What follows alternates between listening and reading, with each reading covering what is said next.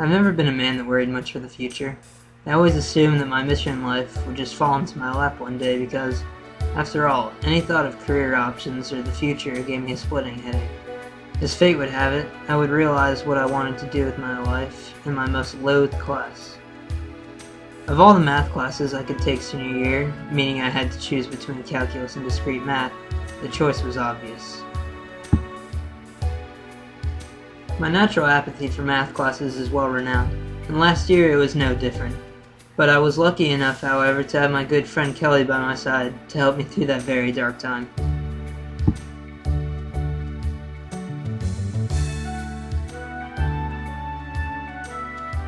Fortunately for me, I discovered a class that was more fitting and could more easily captivate my interest. This class was Teachers for Tomorrow, and like the title may allude to, it teaches students about how to become teachers. Teaching was a career that I gave a bit of thought to despite the downsides, because I enjoy the thought of being able to help others.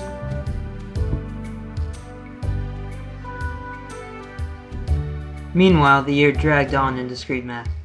Kelly and I had developed a foolproof system of passing. When one of us didn't understand a word of what was being said, the other would come swooping in to save the day. It was a symbiotic system from which we both benefited. The one who struggled from trying to comprehend our instructor received the benefit of being taught in a more personal way and got an epiphany when they suddenly understood.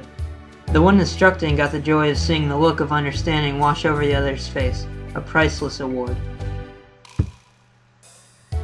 It wasn't until finals reared their unsightly heads that what Kelly and I had put into practice would reveal its true purpose.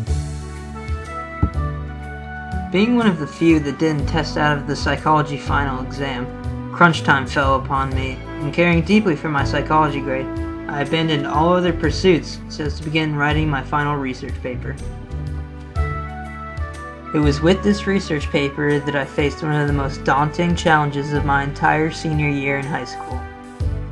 Surrounded by stacks of books on various psychological conditions, their causes, their cures, and other hefty medical encyclopedias, I had an insight. My love for listening to others and helping them to understand that which they don't, as well as being waist-deep in texts on serious psychological disorders like dementia, Alzheimer's, and schizophrenia, could be a career, right?